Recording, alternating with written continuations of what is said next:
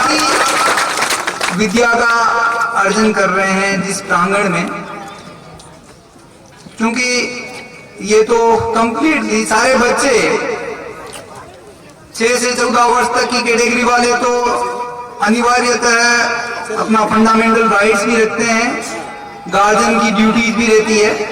कुछ बच्चे इनमें से चूंकि सीनियर क्लासेज के होंगे तो वो 14 वर्ष से बड़ी उम्र के होंगे।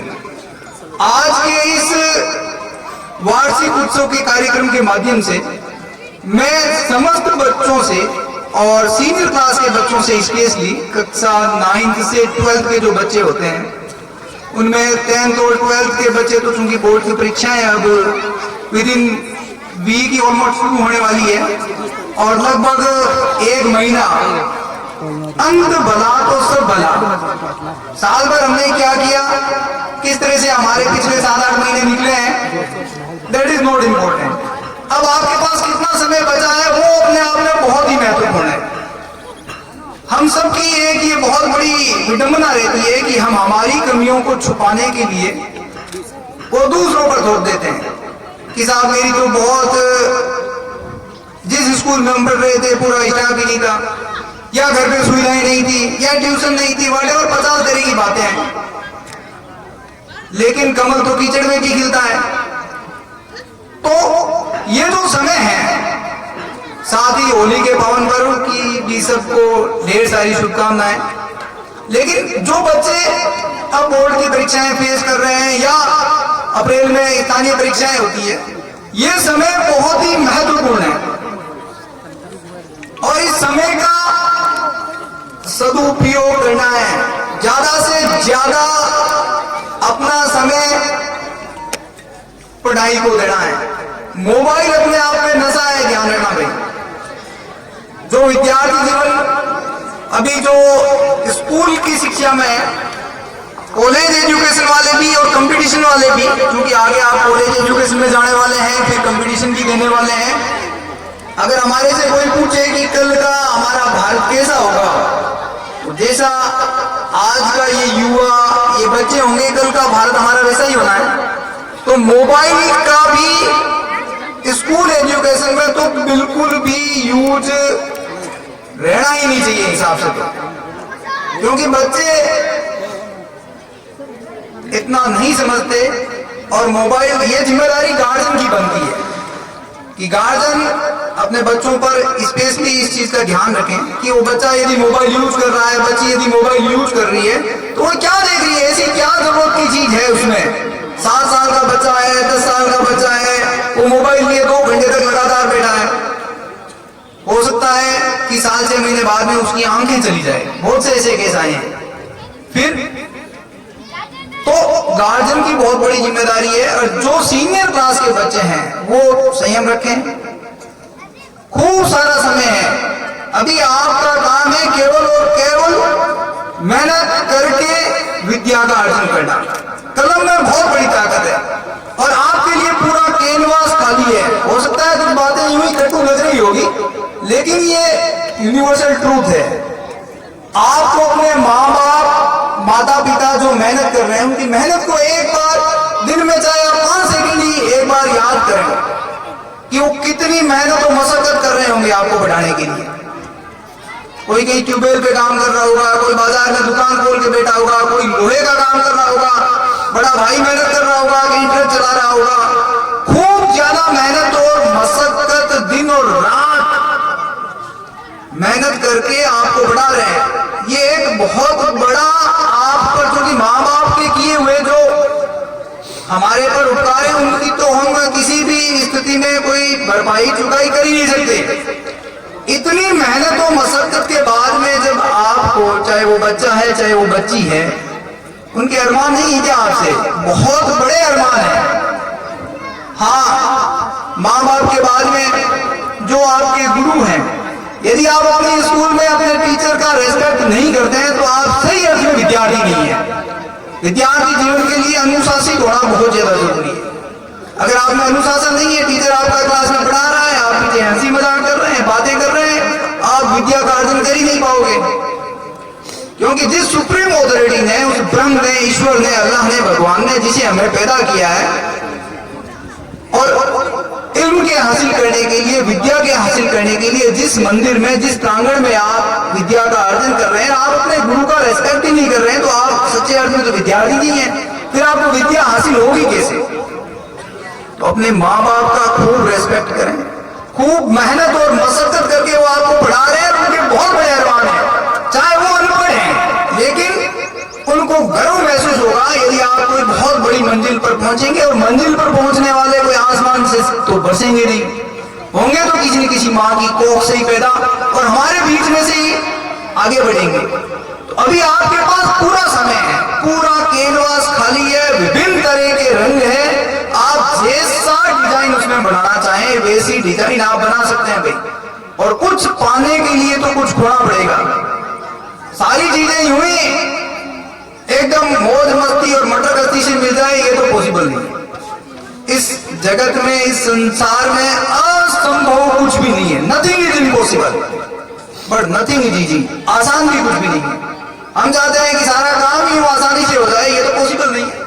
ये जो इतना अच्छा प्रोग्राम रखा है, बहुत से और भी प्रबुद्धजन आपको इस संदर्भ में, मैं ये कोई भाषण वाली स्थिति में नहीं हूं कि कोई स्पीच दे रहा हूं, मैं तो ये सच्चाई है जो हम सब फेस करते हैं, सब बहुत अच्छे से समझते हैं।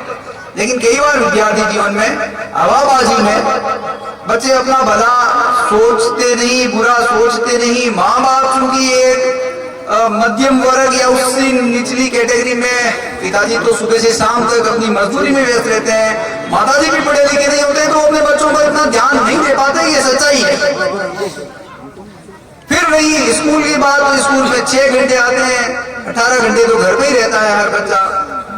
उस समय बड़े जो सीनियर क्लास के बच्चे हैं उनकी बहुत बड़ी एक जिम्मेदारी बनती है। आज के इस टेक्निकल युग में मोबाइल में देखते देखते ही कई अपराध भी हो जाते हैं, उनको पता भी नहीं चलता क्या चीज देख रही है, क्या चीज नहीं देख रही, जो साइबर क्राइम होते हैं। इसके अलावा नशा है वो नाश की जड़ है। कई बच्चे ऐसे हैं जो अपनी संगति में इधर उधर, देखो आपकी संगत तो बहुत पॉजिटिव नेचर वाले अपने साथियों के साथ ही होनी चाहिए। अगर आप अपने अच्छे मित्र का चयन कर लेते हैं, अगर आपका एनवायरनमेंट अच्छा है, तो आप सदैव पॉजिटिव नेचर के साथ आगे बढ़ेंगे, इसमें कोई डाउट नहीं है। लेकिन अगर आपने अपना माहौल, आपने अपने दोस्त, आपने अपने मित्र, आपने अपनी उठक बैठक भी ऐसे लोगों के साथ कर ली, तो उसमें नुकसान है। और नशे की यदि किसी को आदत पड़ गई, जैसे मोबाइल है, ये भी अपने आप में एक नशा है, और भी बहुत से नशे होते हैं। आपसे जैसे सीनियर क्लास के बच्चे हैं उन सबको पता है, इनसे अपने आप को हमेशा दूर रखना चाहिए। क्योंकि पुलिस डिपार्टमेंट से संबंध रखने के कारण मेरी भी एक ये ड्यूटी है कि आपको ये चीज जरूर बताऊं कि मोबाइल का आप मिसयूज नहीं करें। आप मोबाइल में देखते देखते ऐसे अपराध कर बैठोगे, और फिर वो भरपाई जिसके नाम की शीम होगी उसको 100% ऐसे, आपने देखा होगा पिछले 15-20 दिन में बहुत से मुकदमे दर्ज हुए हैं। डराने वाली बात नहीं है, लेकिन मेरी एक ड्यूटी बनती है कि आपको इस चीज के बारे में अवगत करवाया जाए। जो सीनियर क्लास के बच्चे हैं, नेक्स्ट आने वाला जो ये 1 महीना ऑलमोस्ट मार्च का है, बोर्ड की परीक्षाओं का है। छोटी क्लासों के बच्चे हैं, उनको स्थानीय परीक्षाएं देनी है, और आपका साल भर का जो लेखा जोखा है, जैसे बजट में आता है वैसे ही आपका रिजल्ट है। और रिजल्ट आपकी परीक्षा में आप क्या लिख के आते हो उस पर डिपेंड करेगा। आपने साल भर में क्या किया, वो आपके परसेंटेज बता देंगे कि आपने 85% बनाए हैं, कि आपने 75, जो भी है व्हाटएवर परसेंटेज, हाँ, एक महत्वपूर्ण भूमिका अदा करते हैं आपके आगे भी।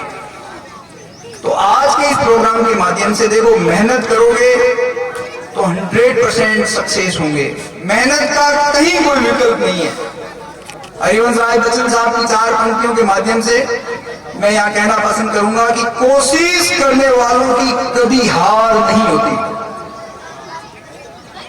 कोशिश करने वालों की कभी हार नहीं होती, और लहरों से डरकर नौका पार नहीं होती। और नन्ही सी चिंटी जब दाना लेकर चलती है, चढ़ती दीवारों पर 100 बार फिसलती है। मन का विश्वास रगों में साहस बढ़ता है, गिरकर चढ़ना, चढ़कर गिरना ना करता है, और आखिर उसकी मेहनत बेकार नहीं होती, और कोशिश करने वालों की कभी हार नहीं होती। कोशिश तो हमें करनी पड़ेगी। बहुत सी हो सकता है कि चुनौतियां आए, चुनौतियां तो अपने आप में, जिंदगी अपने आप में एक चुनौती है। बहुत सी चुनौतियां आएगी। किसी विद्वान ने कहा भी है कि असफलता सफलता की पहली सीढ़ी है। आपने अब्राहम लिंकन जो अमेरिका के राष्ट्रपति बने, उनके बारे में भी कहीं पढ़ा होगा। बहुत से चुनाव आ रहे और लास्ट में जाके USA, United state of America, America के राष्ट्रपति बने। तो चुनौतियां आ सकती है, किसी कंपटीशन में आ सकती है। आप बोर्ड की परीक्षा में पहला पेपर दे रहे हैं, हो सकता है वो आपको टफ लगा हो, लेकिन पीछे भी तो 5 पेपर पड़े हैं, आप बहुत अच्छे से। कहने का मतलब यह है कि चैलेंज कई जगह आएंगे।